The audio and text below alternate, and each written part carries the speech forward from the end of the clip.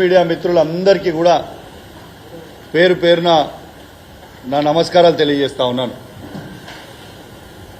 ఇవాళ వాస్తవంగా రాత్రి 10:30-11 గంటలకి ఇవాళ ప్రెస్ మీట్ పెడతా అని చెప్పంగానే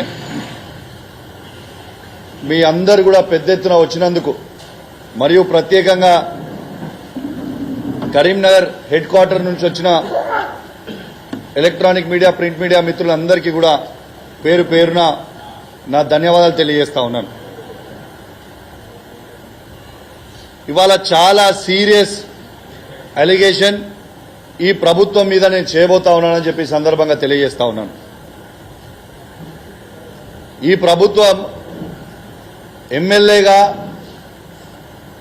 నేను ఉన్నప్పటికీ నా ఫోన్ ఖచ్చితంగా ఈ ప్రభుత్వం ట్యాపింగ్ చేస్తుందని చెప్పి నేను ఆరోపిస్తా ఉన్నానని చెప్పి సందర్భంగా తెలియజేస్తా ఉన్నాను. నాతో పాటు మా బీఆర్ఎస్ పార్టీలో ఉన్న ప్రతి ఎమ్మెల్యేది, ప్రతి ఎమ్మెల్సీది, ప్రతి ఎంపీ ఫోన్ కూడా ట్యాప్ చేస్తా ఉన్నారని చెప్పి సందర్భంగా తెలియజేస్తా ఉన్నాను.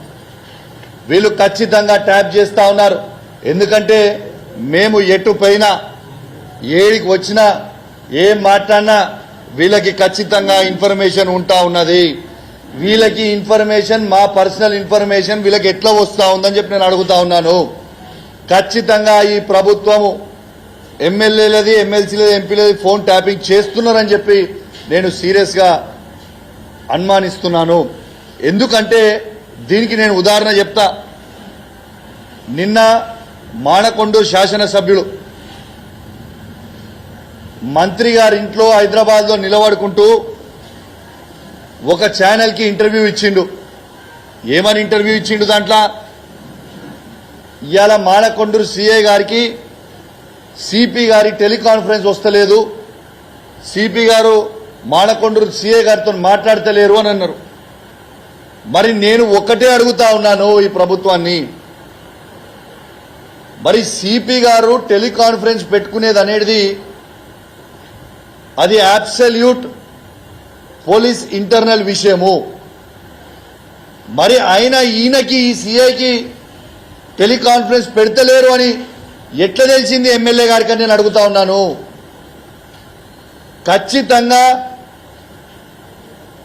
సిపి గారి ఫోన్ ని కూడా, కరీంనగర్ జిల్లాలో ఉన్న ప్రతి ఆఫీసర్ ఫోన్ ని కూడా ఈ ప్రభుత్వం ట్యాప్ చేస్తుందని స్వయంగా ఒక అధికార పార్టీ శాసనసభ్యులు మంత్రి గారి ఇంట్లో నిల్చొని ఇంటర్వ్యూ ఇచ్చిందంటే దీని అర్థం ఏంటిదని నేను అడుగుతా ఉన్నాను. ఇలా పోలీస్ వాళ్ళకే, ఇలా police Karimnagar CP IPS officer తను కరీంనగర్ సిపి గారి ఫోన్ ట్యాపే మీరు చేసినప్పుడు ఎమ్మెల్యేలుగా మా ఫోన్ ట్యాప్ చేస్తలేరనే గ్యారంటీ ఏంది అని నేను అడుగుతా ఉన్నాను. నిజంగా మీరు ట్యాపింగే చేయలేదని మీరు అంటే మరి సిపి గారు ఈ సిఐకి టెలికాన్ఫరెన్స్ పెట్టలేదని మీకెట్లా తెలుసు? జవాబు చెప్పాలి. ఉట్టి ఆరోపణలు చేసుడు కాదు, నేను ఉన్న వాస్తవాలు ఎవిడెన్స్ తో సహా మీకు చెప్తా ఉన్నాను. ఇలా పోలీస్ యంత్రాంగం అంటేనే ఒక సెక్యూరిటీ వింగ్.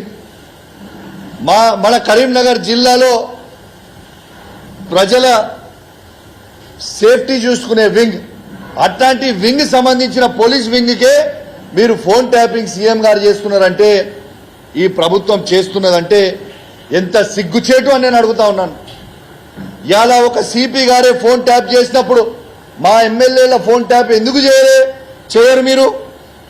ఖచ్చితంగా మా ఎమ్మెల్యేల ఫోన్ ట్యాపింగ్ కూడా మీరు ఖచ్చితంగా చేస్తున్నారు అనేది ఇదే ఒక పెద్ద ఉదాహరణ. నాకు ఎప్పటి నుంచో డౌట్ ఉన్నది, వీళ్ళు మా ఫోన్లు ట్యాప్ చేస్తా ఉన్నారని. నిన్న స్వయంగా అధికార పార్టీ ఎమ్మెల్యే గారు మాట్లాడిన తర్వాత ఇక కన్ఫర్మ్ అయిపోయింది వీళ్ళు ఫోన్ ట్యాప్ చేస్తున్నారని. నేను ఒక్కటే మీకు ఒక్కసారి నిన్న కరీంనగర్లో, నిన్న హైదరాబాద్లో మానకొండూరు శాసనసభ్యుడు మాట్లాడిన వీడియో ఒక్కసారి మీ ద్వారా వినిపిస్తా. యావత్ తెలంగాణ ప్రజలందరూ కూడా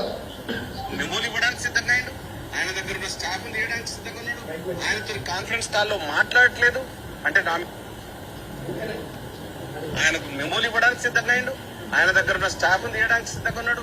ఆయనతో కాన్ఫరెన్స్ కాల్లో మాట్లాడట్లేదు అంటే నా ఏమంటుండు క్లియర్ గా కాన్ఫరెన్స్ కాల్ అనేది ఇంటర్నల్ గా సిపి గారు సిఐకి వెళ్తలేరు అంటారు. ఈయనకి ఎట్లా తెలుసు అనేది నాకు కావాలి ఆన్సర్. ఎమ్మెల్యే గారికి మంత్రి గారికి ఎట్లా తెలుసు? సిపి గారు ఈయనకి సిఐకి కాన్ఫరెన్స్ పెడతలేరు అనే ముచ్చట ఎట్లా తెలుసు అనేది ఖచ్చితంగా యావత్ తెలంగాణ ప్రజలకి జవాబు చెప్పాల్సిన అవసరం ఉన్నది అని చెప్పి సందర్భంగా తెలియజేస్తా ఉన్నాను. ఇవాళ ఖచ్చితంగా చాలా బాధ అనిపిస్తా ఉంది. ఈ ప్రభుత్వము ప్రజల సమస్యలు గాలి కొద్దేసి రుణమాఫీ కాకుండా ప్రజలు అల్లాడుతూ ఉన్నారు. ఇలా రుణమాఫీ నా హుజరాబాద్ నియోజకవర్గంలో ఈ రైతాంగానికి కేవలం ఒక 40% మాత్రమే అయింది. 60% మందికి ఇంకా రుణమాఫీ కాలేదు. నేను వచ్చేటప్పుడు కేసీఆర్ గారు కట్టించిన రైతు వేదికలలో విపరీతమైన జనం ఉన్నారు. ఏందా మీరు ఇక్కడ ఇంతమంది ఉన్నారంటే, సార్ ఇంకా మాకు రుణమాఫీ కాలేదు, ఏమనంటే ముఖ్యమంత్రి గారు మేము మొత్తం చేసినామని చెప్తున్నారు అని చెప్తా ఉన్నారు. చాలా బాధ అనిపిస్తా ఉంది. వాస్తవంగా బ్యాంకర్స్ మీటింగ్ పెట్టినప్పుడు ముఖ్యమంత్రి గారికి 49,000 కోట్ల రైతు రుణమాఫీ చేయాలని ఆ రోజు బ్యాంకర్లు మొత్తం చెప్పిర్రు. దాన్ని కటింగ్ చేసి 40,000 కోట్లని పార్లమెంట్ ఎలక్షన్లలో అసెంబ్లీ ఎలక్షన్లలో చెప్పిండ్రు. మళ్ళా అది అయిపోయిన తర్వాత 31,000 కోట్లని చెప్పిర్రు. మళ్ళా బడ్జెట్లో పెట్టింది 26,000 కోట్లు. మళ్ళా యాక్చువల్ రుణమాఫీ చేసింది 17,000 కోట్లు. ఆ 17,000 కోట్లు చేసిర్రా లేకుంటే చేయలేదా అనేది కూడా అనుమానం కలుగుతా ఉంది. మళ్ళా బ్యాంకర్స్ తో మీటింగ్ పెట్టుకున్నప్పుడు ఆర్థిక శాఖ మంత్రి గారు బట్టి విక్రమార్క గారు ఏమంటారు, 7,500 కోట్లు మాత్రమే రిలీజ్ చేసినామంటారు. అరే అసలు ప్రజలని ఎందుకు ఇట్లా అబద్ధాలు ఆడుతుర్రు? ఏం చేయాలనుకుంటుర్రు? రైతులకి రుణమాఫీ ఎందుకు చేస్తలేరు? మీ మాటనే కదా, మీరు చెప్పిందే కదా, ఏకకాలంలో రుణమాఫీ చేస్తామని చెప్పింది మీరే కదా. మరి ఇవాళ దాకా మీరు రుణమాఫీ ఎందుకు చేయలేదు? దీని మీద పట్టించుకోమంటే రుణమాఫీ కాలేదురా బాబు అని రైతులు మొత్తం తిరుగుతూ ఉంటే అందరూ వాళ్ళ పేపర్లు జిరాక్సులు తీసుకుపోయి ఏయోలను కలిసి ఇబ్బంది పడతా ఉంటే వీళ్ళు చేసే పని ఏంటిదే? వీళ్ళకి రుణమాఫీ చేసే మీద శ్రద్ధ లేదు. సిపి గారు ఫోన్ ట్యాపింగ్ చేయాలి, ఎమ్మెల్యేల ఫోన్ ట్యాపింగ్ చేయాలి, ఎమ్మెల్సీల ఫోన్ ట్యాపింగ్ చేయాలి, ఎంపీల ఫోన్ ట్యాపింగ్లు చేయాలి, సిఐల ఫోన్ ట్యాపింగ్ చేయాలి, ఏసీపీల ఫోన్ ట్యాపింగ్ చేయాలి, ఎంఆర్ఓల ఫోన్ ట్యాపింగ్ చేయాలి. గిదా మీరు చేసే పని? స్వయంగా మీ శాసనసభ్యుడే చెప్తుంటే ఒక మంత్రి గారి ఇంట్లో కూర్చొని ఇంట్లో నిలుసొని మీరు చెప్పుతుంటే ప్రజలకి మీరు ఏం మెసేజ్ పంపుతున్నారు? మీరు ఇద్దరు పోయి ముఖ్యమంత్రి గారిని కలుస్తారని చెప్పి నిన్న శాసనసభ్యులు ఏమని చెప్తారు? మేము ట్యాపింగ్ చేసినాం ఫోన్ అని చెప్తారా? ఏం చెప్తారు? You please answer. మళ్ళా స్వయంగా నిన్న ఎమ్మెల్యే గారు ఇంకోటి కూడా అన్నాడు. ఏమన్నారు? మేము పోస్టింగ్లు ఇప్పిస్తే సిఐలకి సిపి గారు తీసుకుంటలేరు అన్నాడు. సరే, అది సంతోషం. కానీ సిపి గారికే అధికారాలు ఇస్తామని చెప్పి మీ ముఖ్యమంత్రి అన్నాడు కదా. రేవంత్ రెడ్డి గారే స్వయంగా మేము పోస్టింగ్లలో ఇన్వాల్వ్ కాము, అధికారులకే ఇచ్చిపెడుతున్న పోస్టింగ్లు అన్నది మీ ముఖ్యమంత్రే కదా. ఎంతమంది డబుల్ స్టాండర్డ్ మాటలు మాట్లాడతారు? మరి ఎమ్మెల్యేగా మీరిచ్చినప్పుడు పోస్టింగ్లు ఇవ్వాలంటే మరి నేను కూడా హుజరాబాద్ నియోజకవర్గ ఎమ్మెల్యేనే కదా. మరి మేము లెటర్లు ఇస్తే మీరు ఎందుకు యాక్సెప్ట్ చేస్తలేరు? ఎందుకు పోస్టింగ్లు ఇస్తలేరు అని నేను అడుగుతున్నా. నువ్వు ఎమ్మెల్యేనే, నేను ఎమ్మెల్యేనే. అంటే నీకైతేనో వ్యభిచారం, మాకు చేస్తారో సంసారమా? ఇదేం ముచ్చటనే? ప్రతిదీ ఇదే విధంగా చేస్తా ఉన్నారు. ఖచ్చితంగా వీళ్ళు ఇచ్చిన 10 కోట్ల రూపాయల ఎస్డిఎఫ్ కి కూడా అధికార పార్టీ ఎమ్మెల్యేలు అయితేనో ఎమ్మెల్యే ఇచ్చిండ్రు, అధికార పార్టీ ఎమ్మెల్యేలు అయినప్పుడు ఎమ్మెల్యేలు ఇచ్చారు. ఎక్కడైతే వాళ్ళకి ఎమ్మెల్యే లేరో వాళ్ళ నియోజకవర్గం సంబంధించిన వాళ్ళు ఎవరైతే ఓడిపోయి ఉన్నారో ప్రజలు తిరస్కరించిన వాళ్ళతోనో వాళ్ళతోనో పెట్టిస్తా ఉన్నారు ఈ రాష్ట్రంలో మొత్తము. నేను అడుగుతున్నా, ఇవి మీ కాంగ్రెస్ పార్టీ ఫండ్స్ కావు, మీ అయ్య జాగిరి కాదు, ఇవి కాంగ్రెస్ పార్టీ ఫండ్స్ కావు, ఇవి ప్రజల ట్యాక్స్ కట్టిన సొమ్ము. మీ పక్కన నియోజకవర్గంలో ఎమ్మెల్యే అయినా ఇలా ప్రతిపక్ష ఎమ్మెల్యే ఉన్న 2.5 లక్షల ఓట్లు వేసిన జనంతుకి గెలిపించుకున్న ఎమ్మెల్యేల మేమందరం మాకెందుకు ఇయ్యరు అని నేను అడుగుతా ఉన్నాను. ఖచ్చితంగా దాని మీద కూడా కోర్టుకు పోతా, 100% కోర్టుకు పోతా. మొన్న అధికారులకు కూడా నేను హెచ్చరిస్తా ఉన్నాను, దయచేసి తస్మా జాగ్రత్త. మొన్న కోర్టుకి పోయినాం, బాజాబ్తు కోర్టుల ఆర్డర్ క్లియర్ గా ఇచ్చిర్రు. శాసనసభ్యుడు లేకుంటే స్థానికంగా ఉన్న మున్సిపల్ చైర్మన్, కౌన్సిలర్లో, సర్పంచ్లో, ఎంపీపీలో, జెడ్పీటీసీలతో కలిసి చెక్కులు ఇవ్వండి అని చెప్పిండు. చెక్కులు ఇవ్వమని చెప్పిర్రు. తెలంగాణ మొత్తము ఓడిపోయినోడు వస్తాడు, చెక్కులు వాస్తాడు. మీరు పబ్లిక్ ఆల్రెడీ మిమ్మల్ని తిరస్కరించారు కదా, ఇంకా సిగ్గు అనిపిస్తలేదా? మీరు ఓడిపోయి ఉండి కూడా మీకు సిగ్గు లేకుండా ఇంకా కూడా కొంచెమైనా చీమిరి రెత్తరి రక్తం ఉండాలి కదా. ఓడిపోయినోడు ఎట్లిస్తాడు? మొత్తము తెలంగాణ రాష్ట్రంలో ఈ పరిపాలన దరిద్రంగా జరుగుతూ ఉంది. వెంటనే నేను ఖచ్చితంగా బండి సంజయ్ గారికి కూడా విజ్ఞప్తి చేస్తా ఉన్నాను. ఇవాళ మీరు కేంద్ర ఎంఓఎస్ హోమ్ మినిస్టర్గా మీరు ఉన్నారు. మీరు ఎంపీగా ఉన్న పార్లమెంట్ నియోజకవర్గంలోనే ఇంత పెద్ద అలిగేషన్ వచ్చింది. ఖచ్చితంగా మీరు కూడా సిబిఐ ఎంక్వైరీ దీని మీద వేయాలి అని నేను డిమాండ్ చేస్తా ఉన్నాను.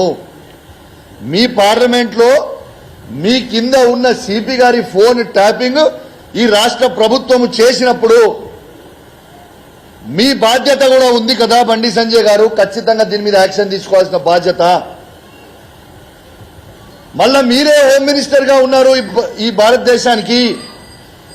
మీ డిపార్ట్మెంట్ లో, మీ పార్లమెంట్ పరిధిలో సిపి గారి ఫోన్ ట్యాపింగ్ అయిందని స్వయంగా మానకొండూరు శాసనసభ్యుడు జిల్లా మంత్రి గారి ఇంట్లో, పొన్నం ప్రభాకర్ గారి ఇంట్లో నిలుసొని మరీ ఇంటర్వ్యూ ఇచ్చినప్పుడు మీది కూడా బాధ్యత ఉంది అని చెప్పి సందర్భంగా తెలియజేస్తా ఉన్నాను. ఖచ్చితంగా వీళ్ళు స్పందిస్తారని, ఖచ్చితంగా దీని మీద ఎంక్వైరీ చేస్తారని బండి సంజయ్ గారు ఖచ్చితంగా మీ డిపార్ట్మెంట్ ఇది, దయచేసి గుర్తుపెట్టుకోండి. మీ డిపార్ట్మెంట్ కి అవమానం జరిగినప్పుడు మీకు కూడా అవమానం జరిగినట్టే. ఖచ్చితంగా మీ బాధ్యత. దీని మీద సిబిఐ ఎంక్వైరీ అయ్యాలి. ఈ ప్రభుత్వము మీ అధికారి మీద ఫోన్ ట్యాపింగ్ చేస్తుంది. పోలీస్ డిపార్ట్మెంట్ మొత్తం కరీంనగర్ జిల్లాలో ఫోన్ ట్యాపింగ్ చేస్తుండ్రు. కాబట్టి ఖచ్చితంగా వీళ్ళతో పాటు మా ఎమ్మెల్యేల ఫోన్ ట్యాపింగ్ కూడా చేస్తున్నారు. బండి సంజయ్ గారు, మేము మా కేసీఆర్ గారి గవర్నమెంట్ అధికారంలో ఉన్నప్పుడు మీరు ఆరోపించారు కదా, ఆ రోజు ఎంపీగా నేను ఉంటే నా ఫోన్ ట్యాప్ చేస్తుంది ప్రభుత్వం మీరు ఆ రోజు ఆరోపించారు కదా. మేము చేయకుండా చేసినామని ఆ రోజు మీరు ఆరోపించారు కదా. ఇవాళ స్వయంగా అధికార పార్టీ ఉన్న ఎమ్మెల్యేనే ఇవాళ మేము ఫోన్ ట్యాపింగ్ చేసినామని చెప్తుండు. వాళ్ళకి ఎట్లా తెలిసింది ఫోన్ ట్యాపింగ్ చేయకపోతే? మరి మీరే ఎంపీ, ఇప్పుడు మీరే కేంద్ర హోంమంత్రి. ఖచ్చితంగా మీ డిపార్ట్మెంట్ అయిన సిపి గారి అధికారం ఉన్న సిఐల ఫోన్ ట్యాపింగ్ అయినప్పుడు మీరు ఎంక్వైరీ చేయాల్సిన బాధ్యత, సిబిఐ ఎంక్వైరీ చేయాల్సిన బాధ్యత మీ మీద ఉంది. దయచేసి మీరు కాపాడాల్సిన బాధ్యత కూడా మీ మీద ఉందని చెప్పి సందర్భంగా తెలియజేస్తూ సెలవు తీసుకుంటా ఉన్నాను. జై తెలంగాణ, జై కేసీఆర్.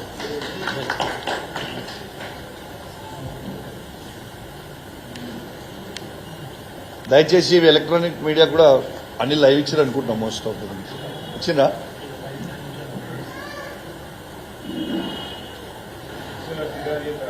ఆ? 100% చేస్తాం. ఎందుకు రేపు ఖచ్చితంగా రైటింగ్ లో డీజీపీకి ఇస్తాం. ఇప్పుడు వీళ్ళు ఇచ్చిన దాని కింద వీళ్ళకి ఏ ఆధారాలు ఉన్నాయి? ఎట్లా చెప్తారు బ్రదర్? ఏ ఆధారం ఉన్నాయని చెప్తాడు? ఒక ఎమ్మెల్యేగా నిలుసోని ఆయనకు టెలికాన్ఫరెన్స్ లేదని చెప్పే ముచ్చట అంటే సీరియస్ కన్సర్న్ ఆఫ్ సెక్యూరిటీ. అది పెద్ద కాన్ఫిడెన్షియల్ వాళ్ళు చేసుకునే టెలికాన్ఫరెన్స్. దానికి నువ్వు బయట పెట్టి ఈయనకి ఆయన టెలికాన్ఫరెన్స్ పెడతలేడని ఎట్లా తెలిసిందనేది నాకు కావాలి. That is my concern.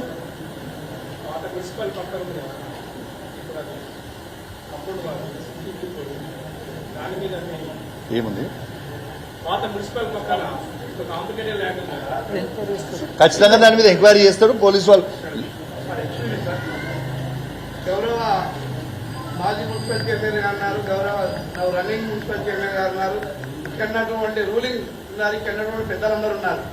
మేము చిన్నప్పుడు రైల్వే స్టేషన్కు, ఇప్పుడు పోలీస్ స్టేషన్ ఒకప్పుడు సర్కార్ దవాఖానా, మేము ఆడికి వచ్చి దొడ్డికి పెట్రోల్ బండి పోయి అక్కడనే కడుక్కొని అందరం వచ్చేటోళ్ళం, అలా ఈద కొట్టేటోళ్ళం చేస్తున్నాం. ఈ పెద్దలందరికీ అది పెట్రోల్ బండ ప్రభుత్వ భూమి అని తెలుసు. గౌరవ దివంగత కేబినెట్ మినిస్టర్ ముద్దసం దామోదర్ రెడ్డి గారు కూడా అప్పుడు ఆ కాలంలో అది సర్కారు భూమి అని తేలిన తర్వాత వాళ్ళకు వాళ్ళ పెద్దల సంఘానికి దాన్ని అప్పుడు కొబ్బరికాయ కొట్టి శంకుస్థాపన చేశారు. దాన్ని వీళ్ళందరూ కాపాడుకుంటూ వచ్చారు. అది ఇప్పటి వరకు అది ప్రభుత్వ భూమి. కానీ 1936 నుంచి 2018 వరకు ఉన్నటువంటి రికార్డులు ఎంఆర్ఓ ఆఫీసులో లోపల ఏ విధంగా ఎవరు మార్చారు, ఎవరి ఆధ్వర్యంలో మార్చారు, ఇప్పుడు కొత్తగా రికార్డులు ఎలా పుట్టుకొచ్చాయి, మరి అక్కడ ఉన్నటువంటి 467, 654 సర్వే నంబర్లు ప్రభుత్వ భూమి, ప్రైవేట్ భూమి ఎట్లయిపోయింది? ఒకవేళ ప్రైవేట్ భూమి అయితే ఈ హుజరాబాద్ నియోజకవర్గంలో 2021 నవంబర్లో వచ్చినటువంటి ఉప ఎన్నికలలో అప్పుడు మీ బీఆర్ఎస్ ప్రభుత్వం ఒడ్డెర్ల సంఘానికి 10 లక్షల రూపాయలు కేటాయించింది. ఆ విషయం కూడా మీ అందరికీ తెలుసు. దయచేసి జమ్మిగుంటలో విలువైనటువంటి ఆ సొత్తును ప్రజల కొరకు మీరు కాపాడాలని చెప్పి పత్రికల తరఫున నేను విజ్ఞప్తి చేస్తున్నాను. 100% రాజేందర్ గారు, ఎట్టు పరిస్థితిలో గవర్నమెంట్ భూమి అనేది ఎవరి కబ్జా పెట్టినా ఊకునే ప్రసక్తే లేదు. ఖచ్చితంగా నేను ఇక్కడి నుంచే గౌరవ కలెక్టర్ గారిని కూడా నేను రిక్వెస్ట్ చేస్తా ఉన్నాను. దయచేసి ఈ పెసరబండ మీద ఒక సీరియస్ ఇష్యూ అవుతా ఉంది. ఖచ్చితంగా గవర్నమెంట్ భూమిని కాపాడాల్సిన అవసరం ఉన్నది. పెసరబండతో పాటు జమ్మికుంట హుజరాబాద్ నియోజకవర్గంలో, హుజరాబాద్ లో గాని జమ్మికుంటలో గాని ఎక్కడ ప్రభుత్వ భూమి ఉన్నా ఖచ్చితంగా కాపాడాల్సిన బాధ్యత అధికారుల మీద ఉంది. ఏ ఒక్కటైనా కూడా మిస్యూజ్ అయితే మేము అధికారులకు కూడా హెచ్చరిస్తా ఉన్నాను. ఖచ్చితంగా మీరైతే సస్పెండ్ అవుతారు. మీరు రేపు ఇబ్బంది పడే ప్రయత్నం మీరు కాకుర్రి. మీకు అవసరం లేని ముచ్చట గవర్నమెంట్ భూమి కాపాడే బాధ్యత మన మీద, అందరి మీద ఉంది, మా మీద కూడా ఉంది. 100% నేనైతే పూర్తి సహకరిస్తా. ఇప్పుడే ఎంఆర్ఓ గారికి కూడా చెప్తా ఉన్నాను, ఆర్డీ గారికి చెప్తా ఉన్నాను, కలెక్టర్ గారికి కూడా రిక్వెస్ట్ చేస్తా ఉన్నాను. సాయంత్రం పోయి దీని మీద కలెక్టర్ గారిని కూడా కలుస్తాను. 100% దాన్ని కాపాడే ప్రయత్నం డెఫినెట్ గా చేస్తాను. Thank you very much. Done.